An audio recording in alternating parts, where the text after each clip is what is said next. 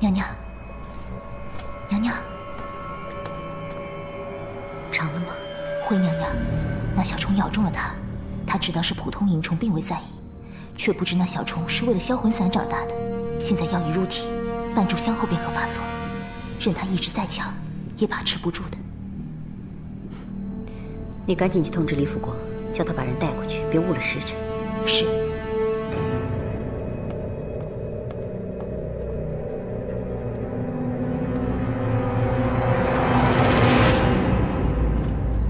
裴良娣，李公公，太子殿下还没谈完事吗？他还在广平王殿下帐中啊。哎呀，别提了，太子殿下和广平王殿下一时意见不合，争论起来，也没个结果。这会儿俩人正赌着气，谁也不搭理谁呢。那建宁王殿下和李弼先生也不敢吱声，正僵着呢。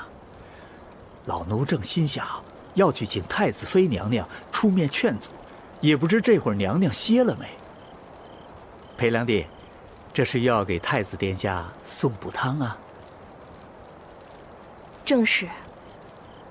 广平王殿下也是，有多么要紧的事，他不能顺着太子殿下歇啊，非把太子殿下气出个好歹来，这怎么使得啊？可不是说嘛。哎，要不，裴良娣，您先进帐去劝劝。您说的话，太子殿下还是听得进的。老奴再去瞧瞧太子妃娘娘歇了没。嗯。哎。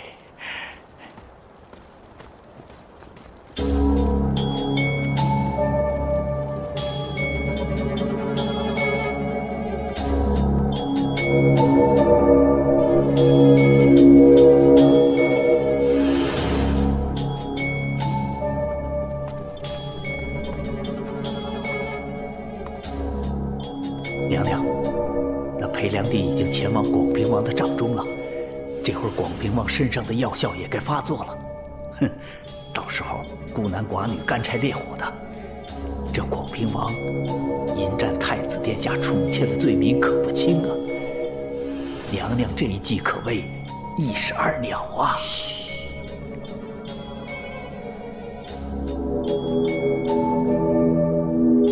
你赶紧带人过去守在门口，听着动静，要在最关键的时候冲进去，声音闹得越大越好，要人尽皆知。哎，裴良娣身旁那个婢女是我的人，要是真跟太子殿下对峙起来，他晓得该怎么说。是。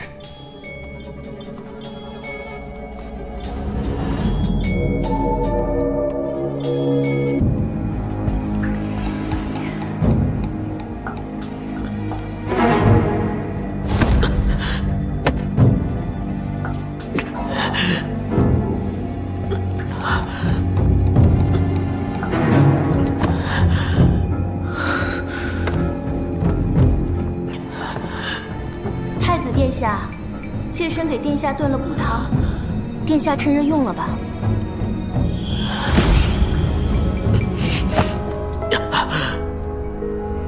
殿下，妾身进来了。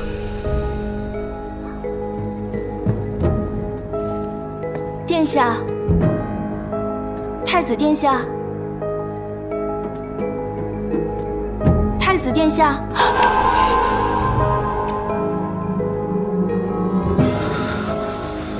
娘娘，里面没事吧？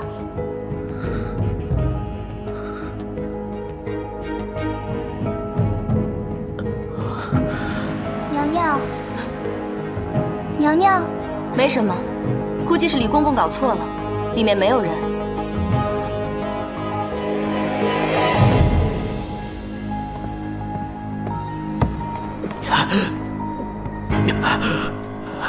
杜老。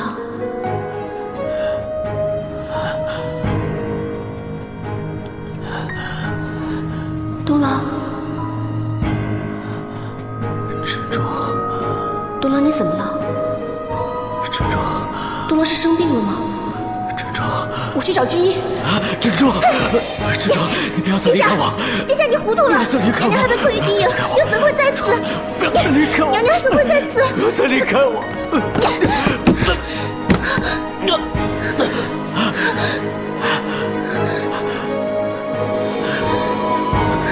殿下，别过来！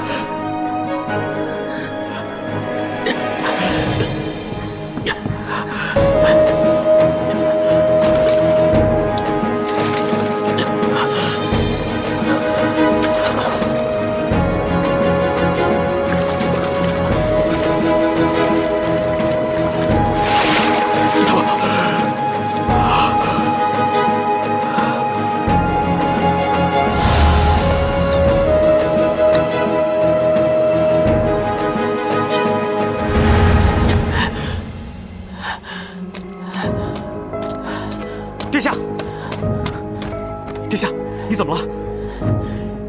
张氏和李辅国给我设了套，不知何时我被下了药，是我大意了。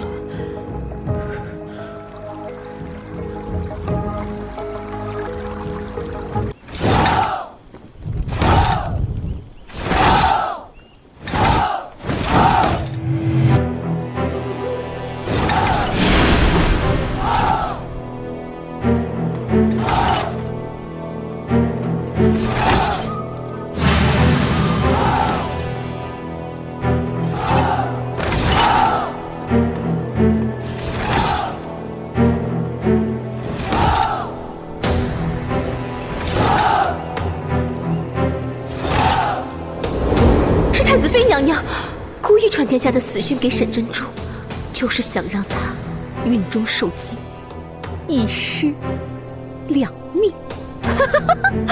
再故意封锁广平王府的消息，让他们母子俩死在长安。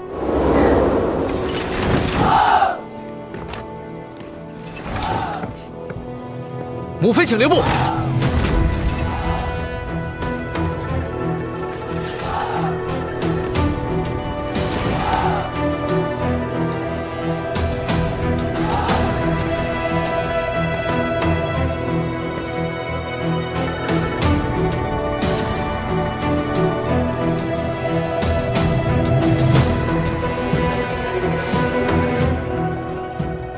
母妃从前管理后宫，宫闱之事，总有很多见不得人的手段。纯儿本无权知会，但母妃不该将这阿扎之事引发到我身上，将这脏水泼到我脚边。这一大早的，初儿你说的，我怎么一句都听不懂呢？母妃心里明白就好。纯儿本来就是想提醒一下母妃，现在局势攸关，大军未安，纯儿本不想将这阿扎之事翻到明面上来，扰乱了军心，还望母妃以大局为重，安守本分。我到底还不想跟个女人斗来斗去的。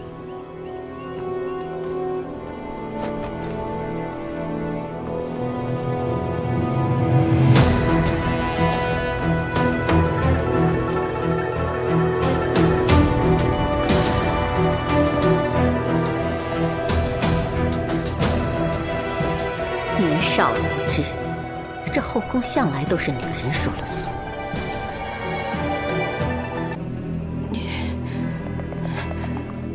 我特制的迷药，只会让人口不能言，对旁人言听计从。不过你放心，也就半个时辰以后，药力自会消散。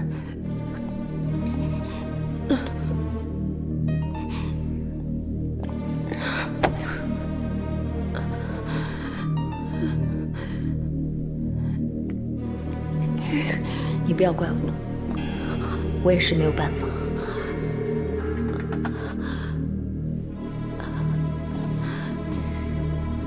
当日我与安庆绪定好，我保你性命。安庆绪想办法取消婚事，可如今他背信弃义，我也只好请沈姑娘代驾了。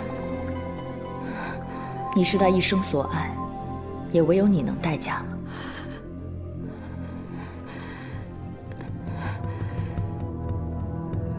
待到大理继承，就算发现新娘子不是我，他求人得人一定会更加高兴，自然会求陛下不迁怒于我独孤家。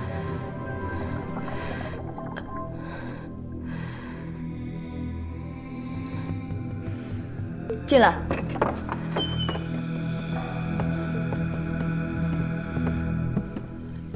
余下之事，就按前日我教的处置。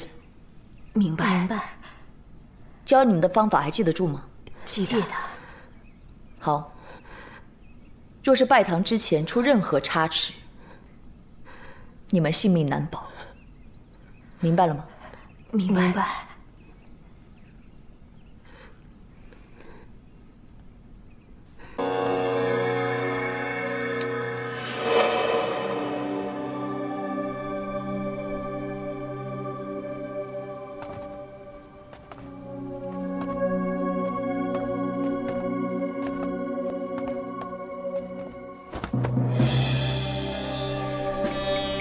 殿下是来迎亲的，好歹也应该下马亲迎吧？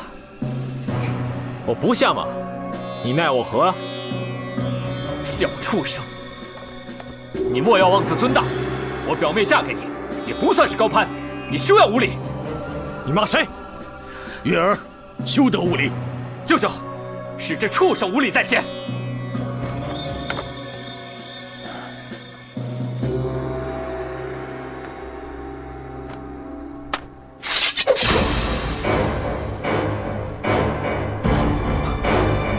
安清虚！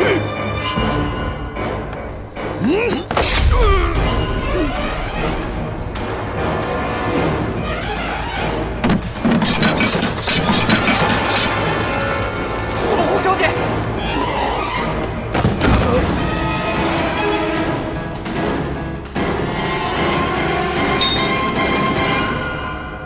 奉陛下手谕，独孤家妇女骄纵妄为，蓄意反叛，着即格杀勿论。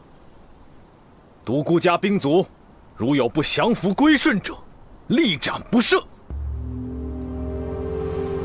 原来你们安家早有杀意，安清虚，你莫要得意。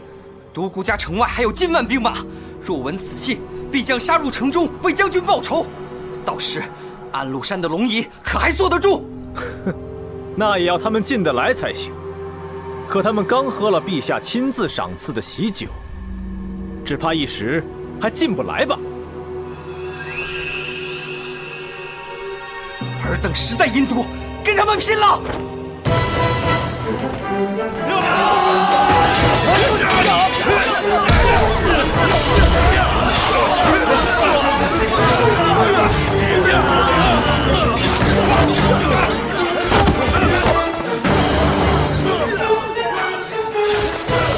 安在境界取清了铲除义气，竟如此歹毒。他们既有此图谋，那娘娘是不是早已被安清虚转移到别处？这可怎么办？再等等。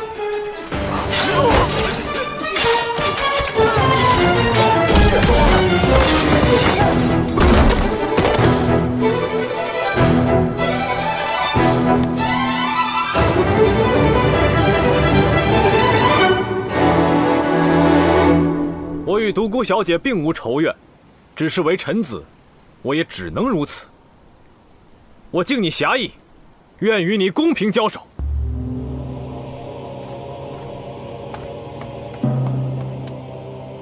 解剑吧！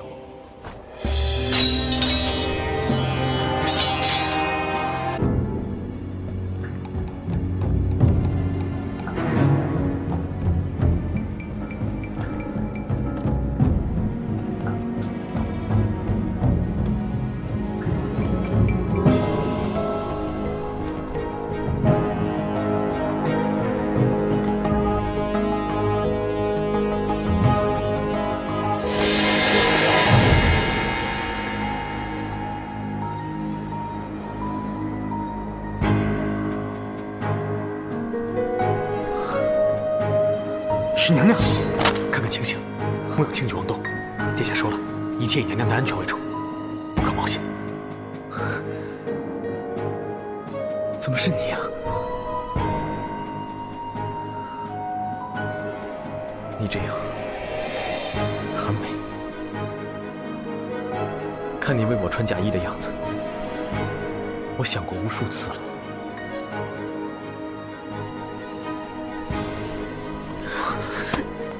怎么了？我看看。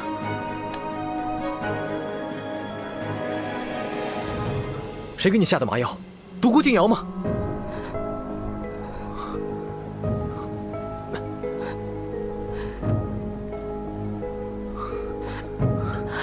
好点了吗？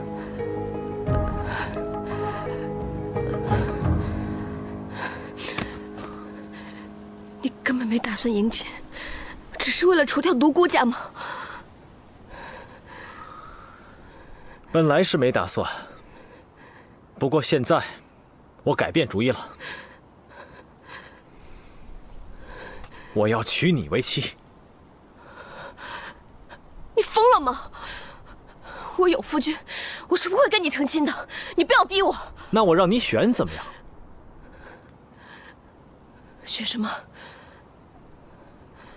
李处他们正在朔方外的关口攻关，可他不知道，我早已集结了数万兵马候在10里之外，只待时机，杀他个片甲不留，让他们李家再无翻身之日。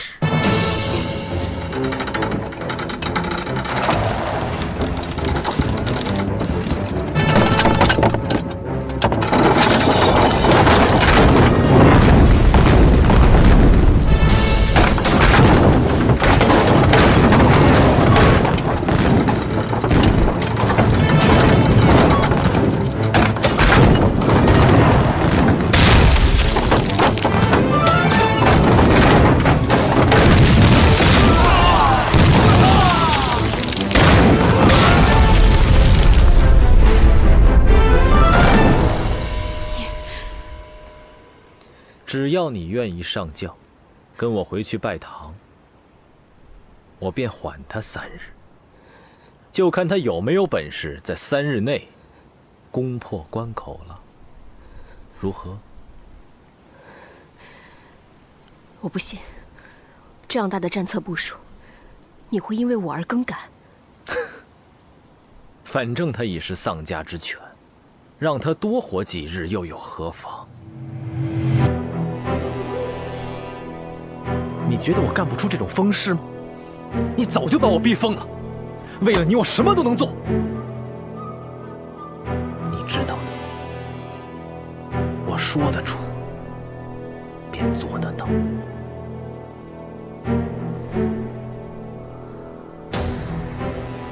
我知道你在想什么，你在想，我是不是在骗你？李处是不是真的有危险？你还在想该怎么跟我谈判，是不是？可是我没耐心了，我只问你一句：你敢赌吗？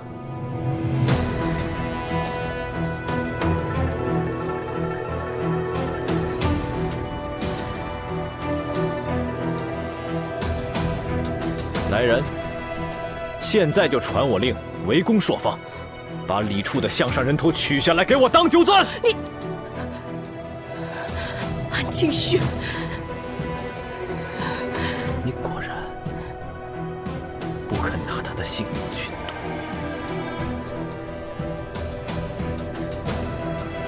好，只要你嫁给我，我给他3天。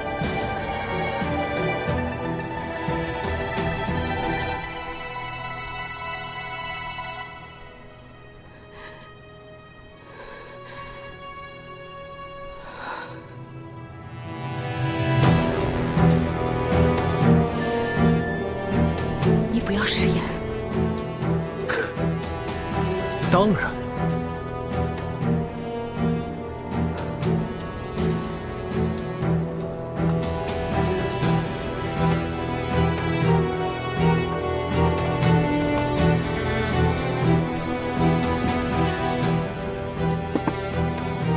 咱们悄悄跟上去，若时机合适，我们就动手救下娘娘。走。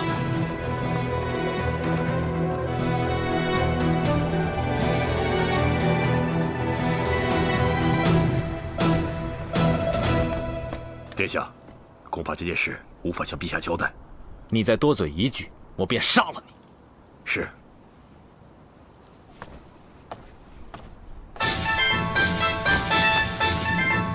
回府。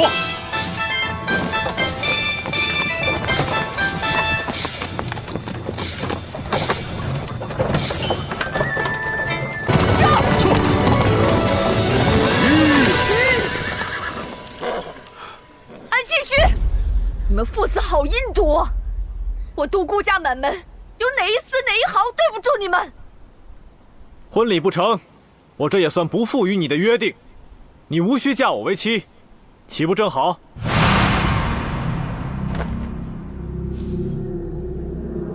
珍珠妹妹，是我不好，我来带你走。独孤姑娘，不要管我。你休想！她既已披上凤冠霞帔，便是我安庆绪的妻子，此乃天意，由不得你所摆。由不得我？好啊，那就试试看啊！你别忘了，这可是我安家的地方。小姐，这城内安氏援兵源源不断，不宜应聘，留得请慎在。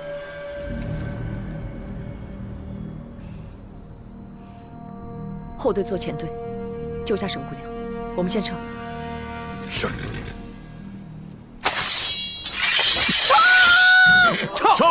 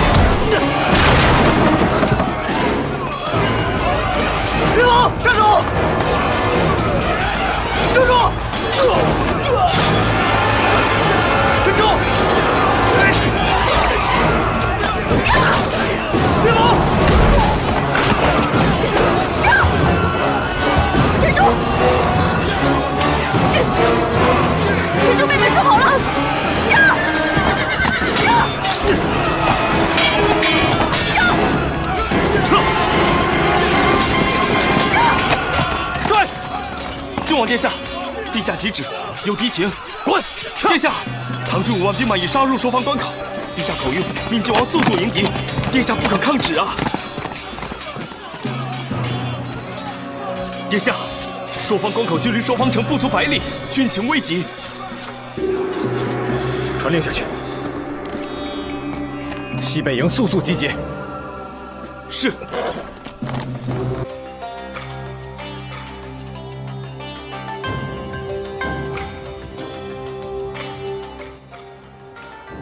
是长安过来的宫中乐师。今日是你生辰，应该热闹一些。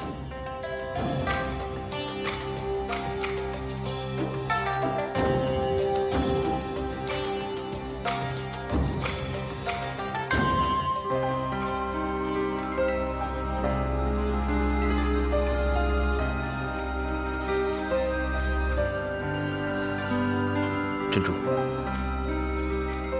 我真的好后悔。如果那个时候我再果决一些，我不该让你去长安，不该由着你踏入那道宫门。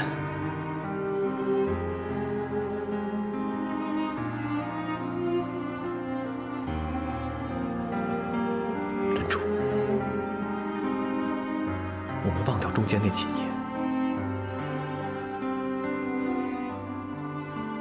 从头来过不好吗？我依然是你的安二哥，你永远都是我心头最好的明珠。安庆绪，请你自重。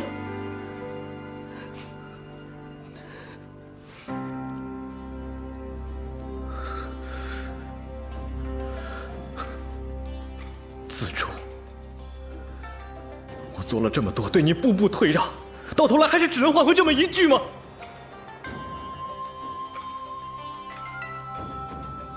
珍珠，你别忘了，你上过我的花轿，你答应要做我的妻子，跟我拜堂成亲的。若不是你拿李初的性命和唐氏安危相逼，我死也不会答应你的。我真不应该这样由着你。你不是说我疯了吗？我今日便疯给你看看，我看你可还有回头的余地。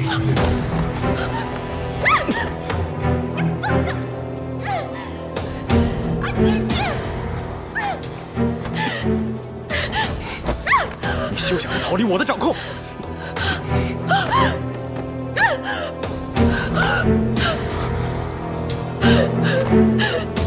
殿下，陛下宣你即刻进宫。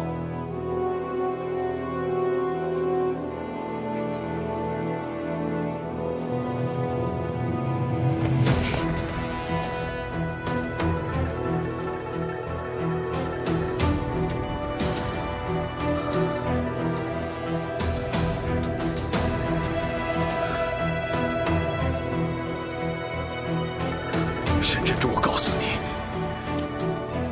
你本该是我的女人，你一定是我的女人，你必须是我的女人。我知道了，滚！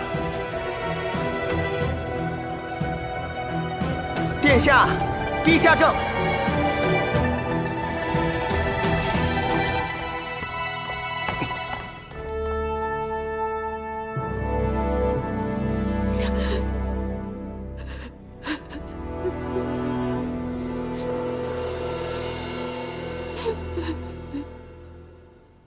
珍珠，珍珠，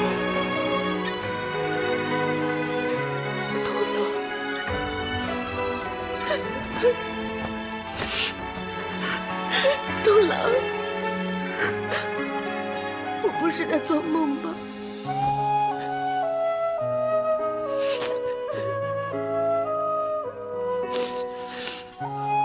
我每次在梦里都会看见你，可是每次我醒来，你就不见了。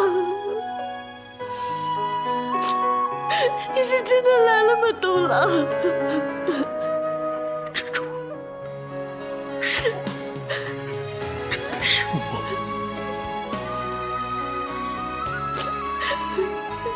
东郎，你再也不要离开我了，好吗？珍珠，你放心吧，我一定会救你出去的。我不会再离开你，我永远都不要再分离。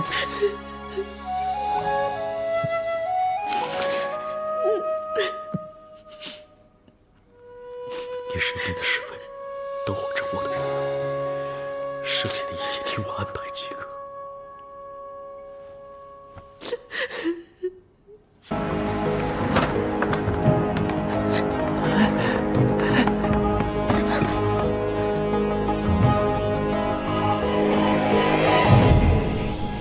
你们都下去吧。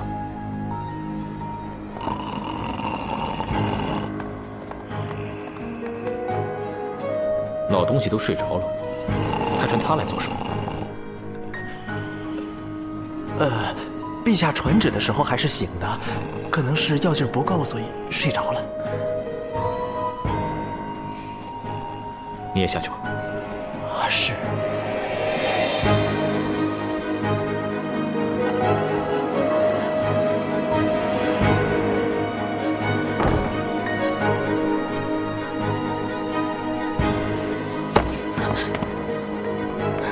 在这待着。你要干什么？有好戏看，好好看。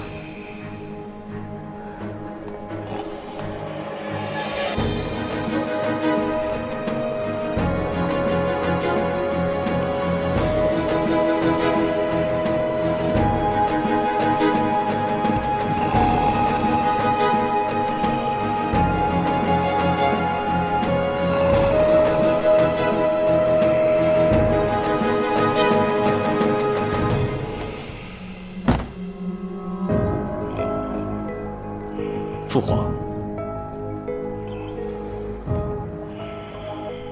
父皇，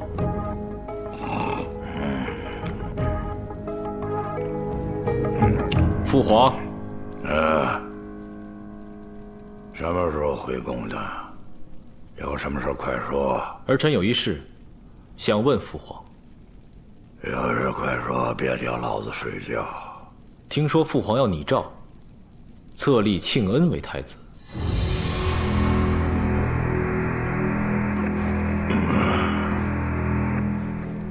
是又怎样？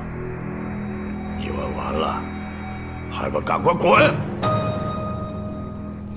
母亲因你而死，庆宗为你而死，你却要将这大好河山拱手送与那贱人之子！庶子大胆，还不快给我滚！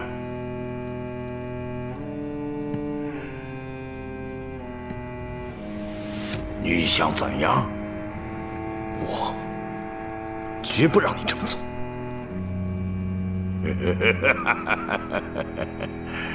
莫非你想杀了我，自己做皇帝？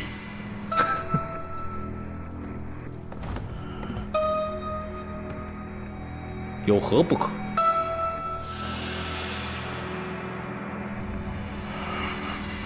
李世民尚且弑兄杀弟，难道我安庆绪不可以效仿为之？你既然无情无义，就无怪我不孝不伦。大胆！来人，把这逆子拉出去给我斩了！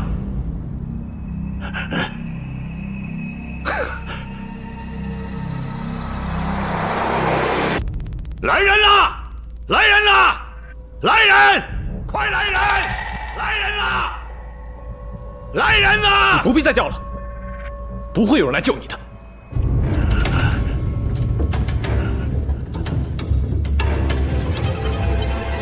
家贼！家贼！家贼害我！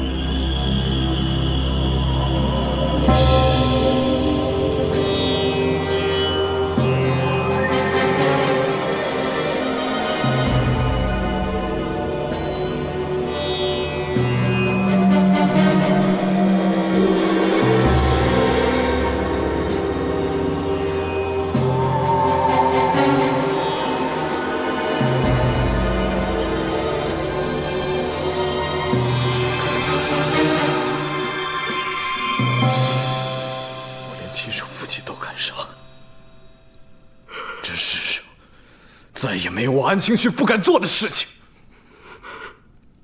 我就是要让你明白这一点。沈珍珠，你想清楚了没有？如今我已是大燕国的皇帝，而你只能是我的皇后。怎么样？回答我！你做梦！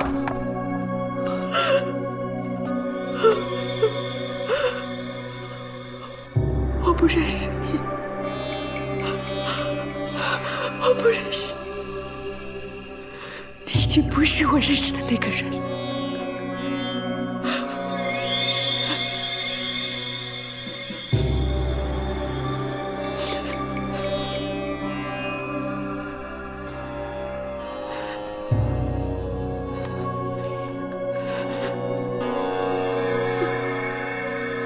这可由不得你！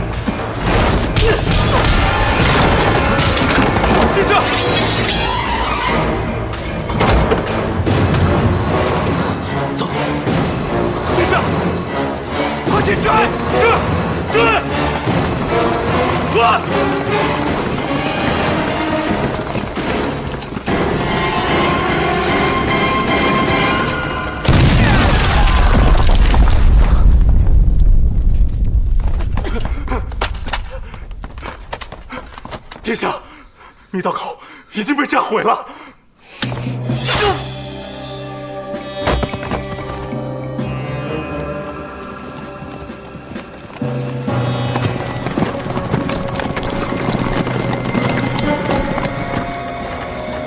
蜘蛛，你怎么了？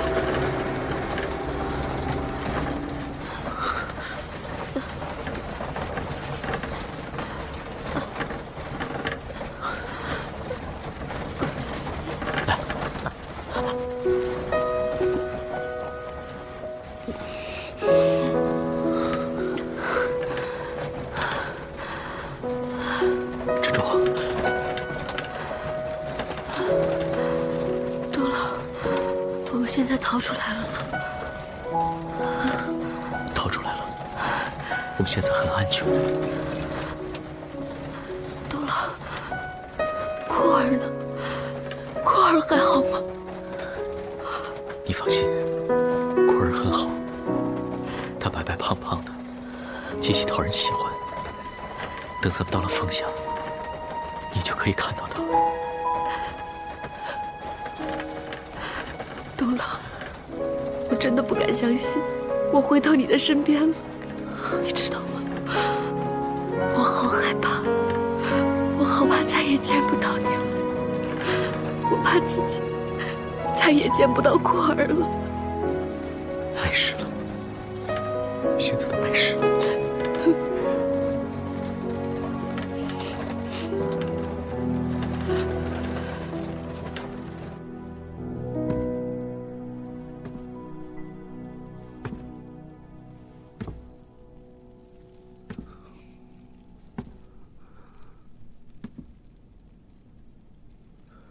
为何我总是一次又一次的失去你？这王位，这江山，如果没有你在身边，我要有何用？要有何用？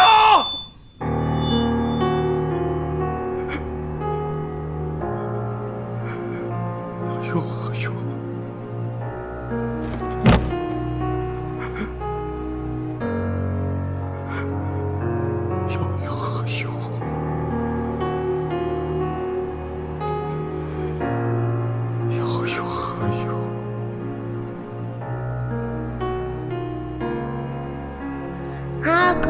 这么晚了，你叫我出来干什么呀？我带你看极像你的好东西。哇！你看，像不像你？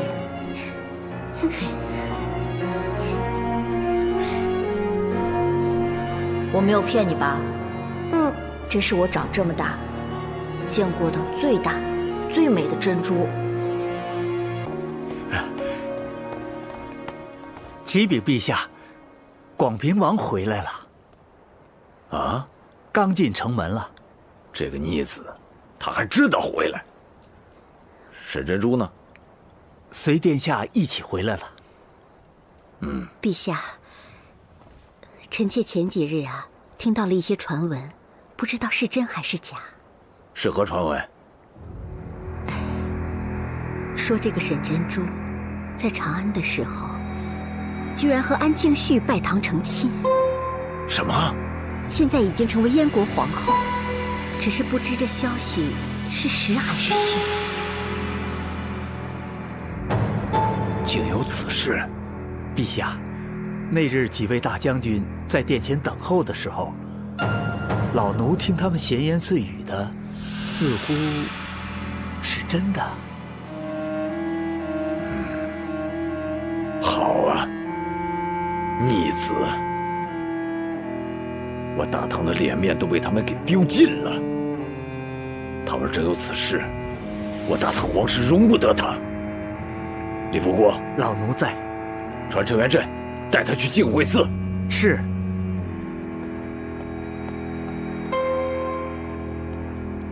摆驾。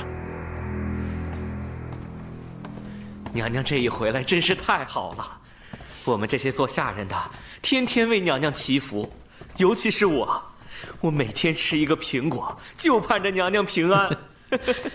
好，张德玉，念你吃苹果有功，本王命令你以后每天吃一个苹果，陪娘娘吃一辈子的苹果。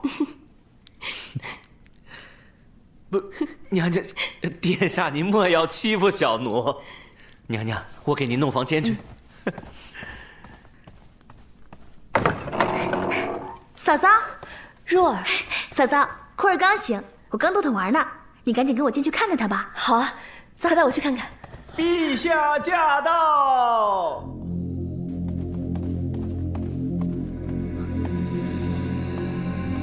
儿臣见过父皇，母后。儿臣见过父皇，母后。沈珍珠，朕问你一句，长安陷落之时，你是否再嫁给了安庆绪？父皇，闭嘴！朕问的是沈珍珠，不是你。启禀父皇，珍珠确实迫于形势，被安庆绪所迫，上了花轿。但是父皇，珍珠当时是为了朔方的唐军争取了3日的期限，这是缓兵之计，不是真的。父皇，儿臣可以以性命担保，朔方大捷也有珍珠的功劳。自然是有功劳的。臣妾听说安庆绪能够放了郡主，也是因为珍珠呢。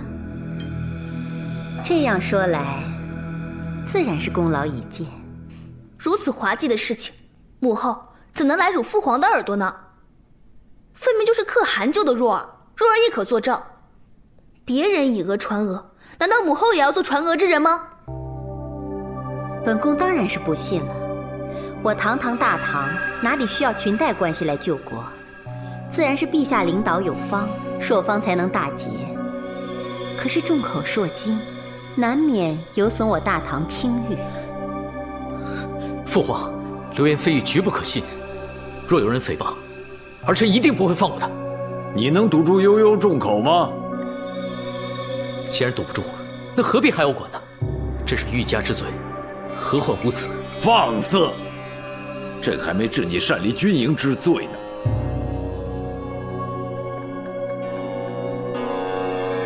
李富国，老奴在。宣朕的旨意。是。陛下有旨，孺人沈珍珠，自即日起前往净慧寺带发修行，为国祈福。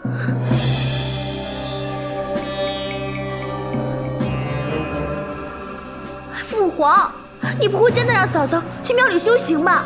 这简直太荒唐了！父皇，珍珠做事无愧于心，也无愧于国。珍珠愿以父亲的清誉发誓，绝对没有对不起皇室，更没有对不起大唐，还请父皇明鉴。朕当然是考虑到军情，才命你带发修行。倘若不是，你就应该被投敌问斩了。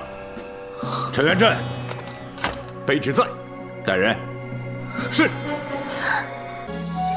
施主，何必为难老衲呢？佛门是清净之地，是修佛祈祷之处，外人不可以擅入滋扰。我只想让娘子和幼子见上一面。我佛慈悲，为何不能通融一下呢？沈居士已奉命行持佛法，陛下旨意，沈居士在修行期间不得与外人相见呢。主旨，自从珍珠生下库尔后，他们便因战乱分开了。如今库尔已经开始牙牙学语，却从未见过他母亲一面，还望主旨可以慈悲为怀，让他们母子见上一面吧。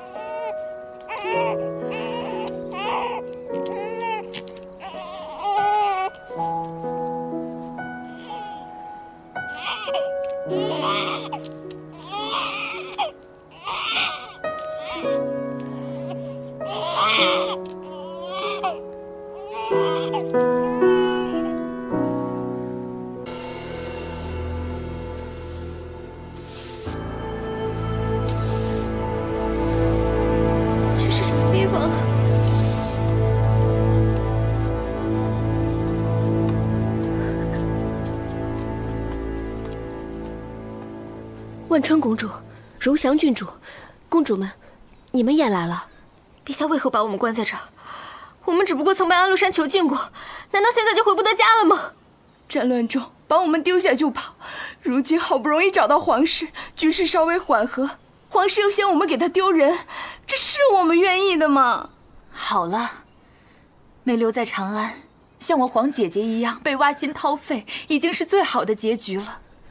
大唐朝100多年，何曾有过这样的时候啊！各位公主、郡主，咱们既来之，则安之。我相信假以时日，陛下一定会让我们回去的。我堂堂一个大唐郡主，竟然会落得如此地步，这样的生活，我还不如死了呢。郡主，万万不可这么想。民有饥色，也有饿殍，天下皆同，不独你我几人呢。你看看你们几个，一个个都这么寒酸。我们都到了长安了，本郡主会让100个奴婢伺候你。我到长安了，我到长安了，我到长安了！快出来迎接本郡主！人呢？人都死哪儿去了？快出来迎接我！我到长安了，为什么没有人来迎接我？为什么？郡主，别怕，我们都在你身边啊！郡主坚强些，我们一定会回去的，我们一定会再回长安的。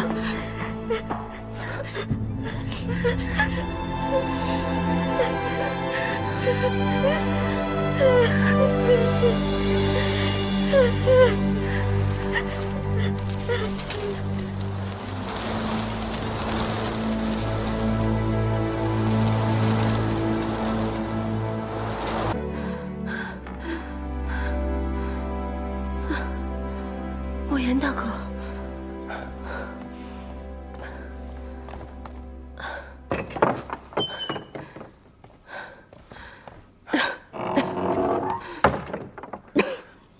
珍珠，怎么样？来，快把药吃了。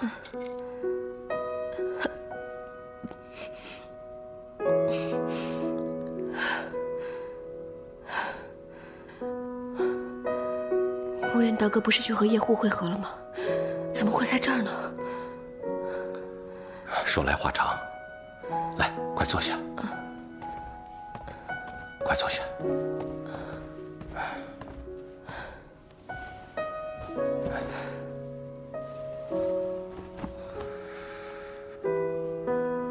之前我就提醒过你和殿下，回到大唐之后必定会遇到很多磨难。如若不是遇到长孙鄂和慕容小姐做了药丸给你送来，恐怕今日……哎，这大唐皇帝实在荒唐。不如我明天直接面圣，把一切解释清楚。万万不可，莫言大哥，断不要让这件事情变得更复杂了。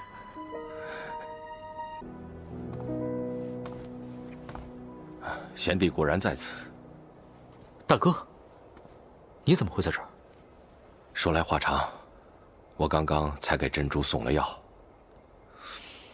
大哥千里送药，这份心意，小弟代珍珠谢过了。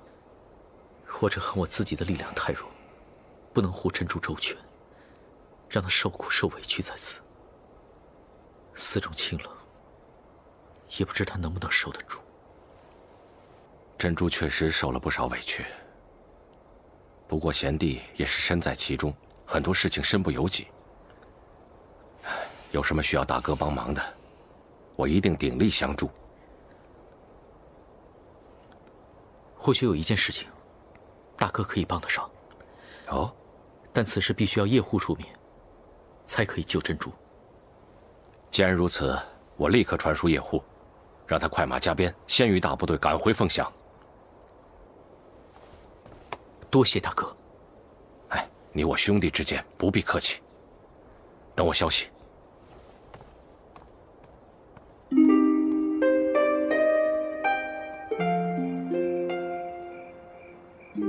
深入京藏，智慧如海，自归一色。当愿众生同理大众，一切无碍，何难生中？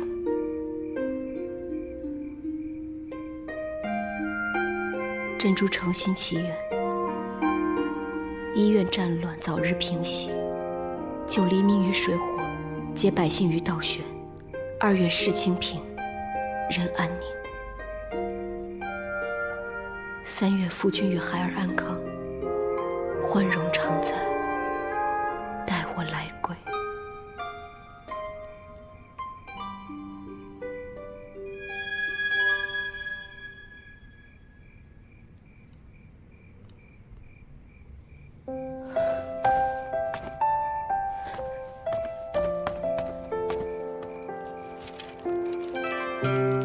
当初遇见一瞬间，命运从此转一圈，相去间感情线，偏偏天不随人愿。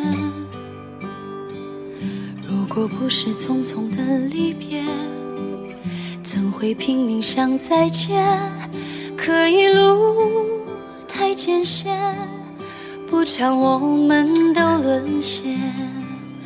漫长的思念回荡在心间，像万语千言不停催我渡向明天。多少问，多少缘，缠绕多少遍，遇见你一刻才知初心不见。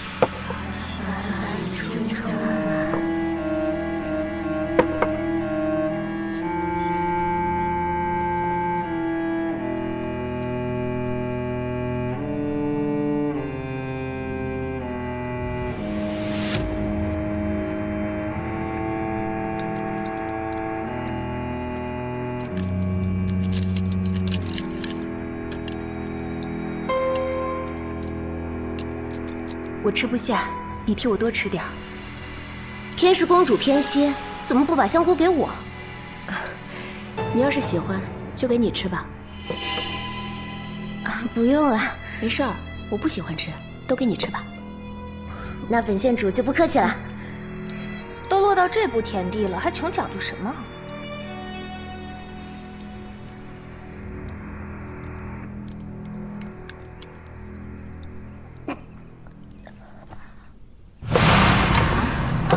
县主，县主，你没事吧？没事。县主，县主你怎么了？县主，他中毒了！大夫，快请大夫！县主，大家都先静一静。县主，醒醒啊，醒醒啊！县主，县主。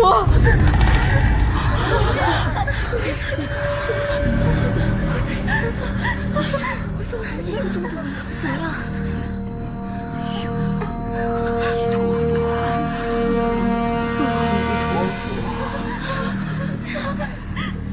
阿弥陀佛，阿弥陀佛，阿弥陀佛，阿弥陀佛，县主。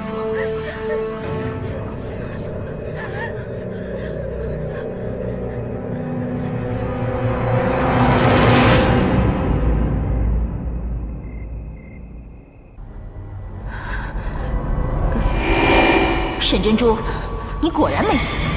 谁？你是谁？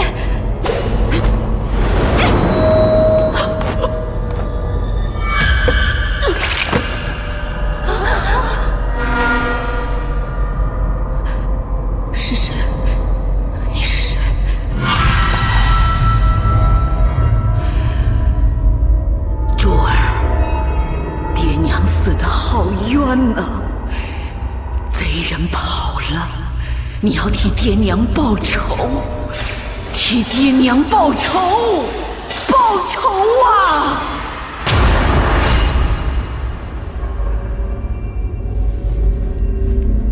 珠儿，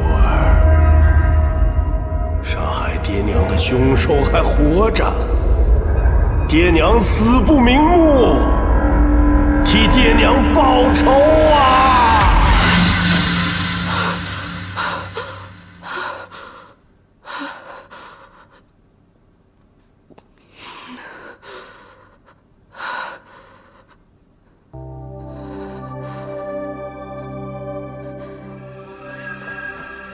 爹，娘，你们是在给珍珠托梦吗？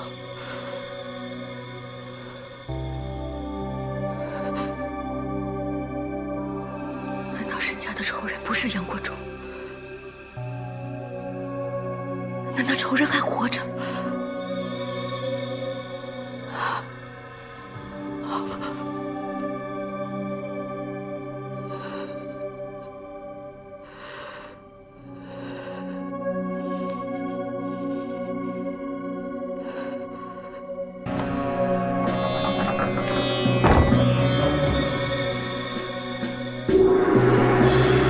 叶护见过陛下。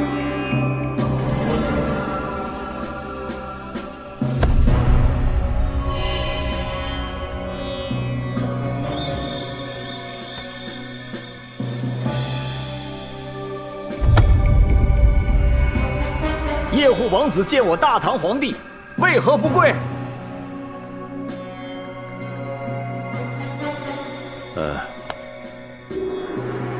叶护王子远道而来，可以免礼。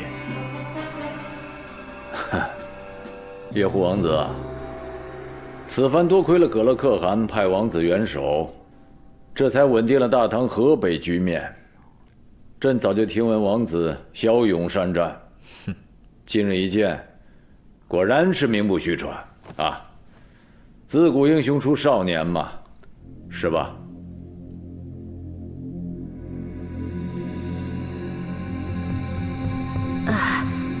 是啊是啊，叶护王子真是人中龙凤，不知婚配与否？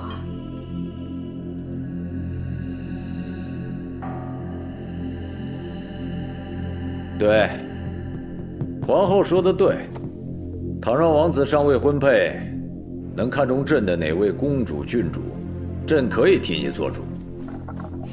陛下，娘娘，傅寒对叶护说过，叶护的婚事全凭姐姐做主。如今姐姐不在，叶护不敢自作主张。可是王子的姐姐不是远在千里之外的回纥吗？不，叶护的姐姐就在凤翔。叶护今日来也正为此事，许久不见姐姐，心中甚是挂念。就在凤翔，那王子应该将姐姐请入宫中，朕要以礼相待呀。谢陛下恩典，请陛下立刻派人去净慧寺接姐姐。净慧寺，王子的姐姐是哪位啊？叶护的姐姐正是大唐广平王的孺人，沈珍珠。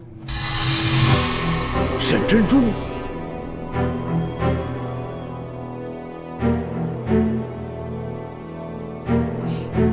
陛下，娘娘，请不要吃惊。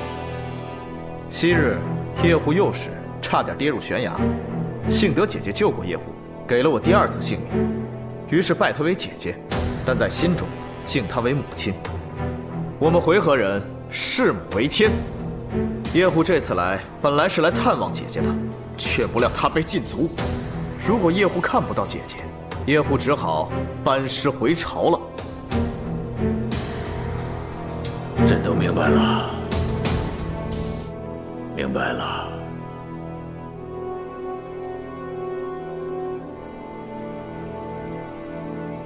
且慢！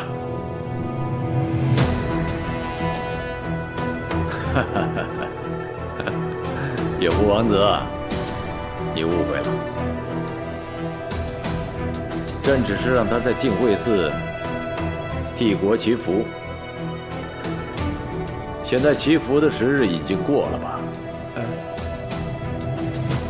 而且祈福也起到了成效，应该可以还俗了。多谢陛下。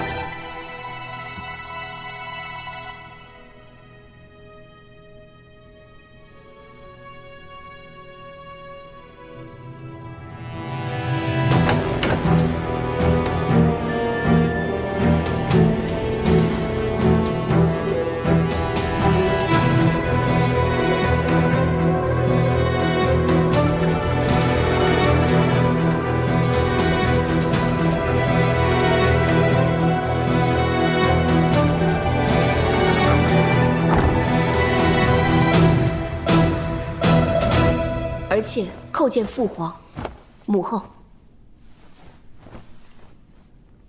珍珠啊，快起来吧，起来吧！叶护拜见姐姐，许久不见，心中甚是挂念。快起来！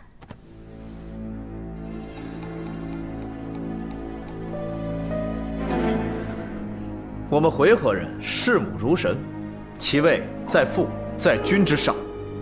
叶护视姐姐如母亲，还请陛下见谅。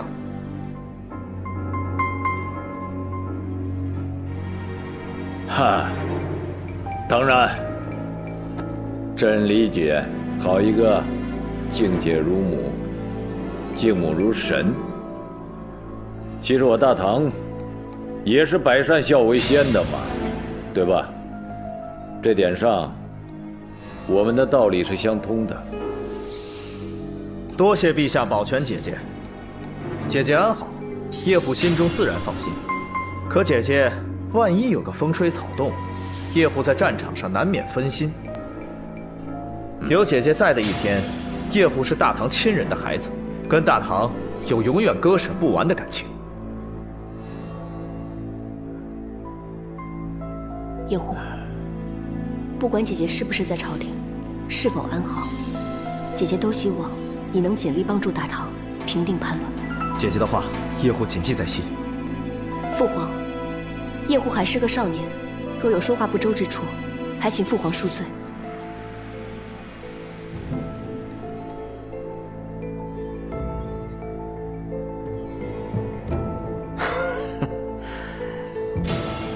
朕都明白，朕都明白。珍珠啊，你不屈服于伪帝，能够心向大唐，这很是钦佩。再加之你日夜为国祈福，才有了太原大捷呀。朕一定要封赏于你，啊！来来来，记下。朕册封沈如人、珍珠为一品镇国夫人。仅此。叶护替姐姐谢陛下。一品镇国夫人，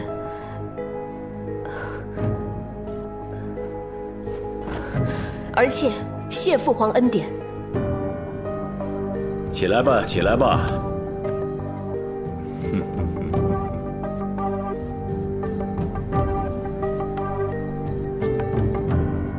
只是，而且斗胆，还想向父皇再讨一个恩典。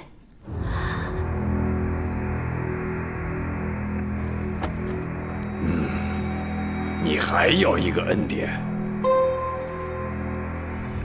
而妾不敢专美，日夜为国祈福的不止儿妾一人，还有万春公主、宁国公主、其他郡主、县主，众女眷们一起诚心为国祈福，才有了今日的成果。这般皇室女眷，在战乱中不放弃、不屈服，实在是皇室的骄傲。如今大家历经艰难，终于回到了朝廷，而且恳请父皇开恩，让众女眷回到宫中抄经，为国祈福。一来让他们阖家团聚，彰显皇恩浩荡；父皇宅心仁厚，诸女眷们为国祈福之心更深，也更能让上天感受到我大唐收复失地的诚意。二来，此次大难使皇室凋零，皇室也是大家庭，家旺则多福，家旺则国强。父皇作为一家之主，也必定希望家脉兴旺，皇室开枝散叶。还请父皇开恩。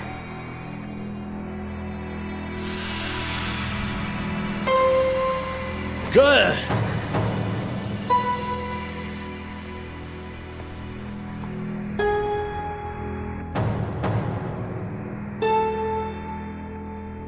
听闻刚才珍珠所言，朕认为也有一些道理。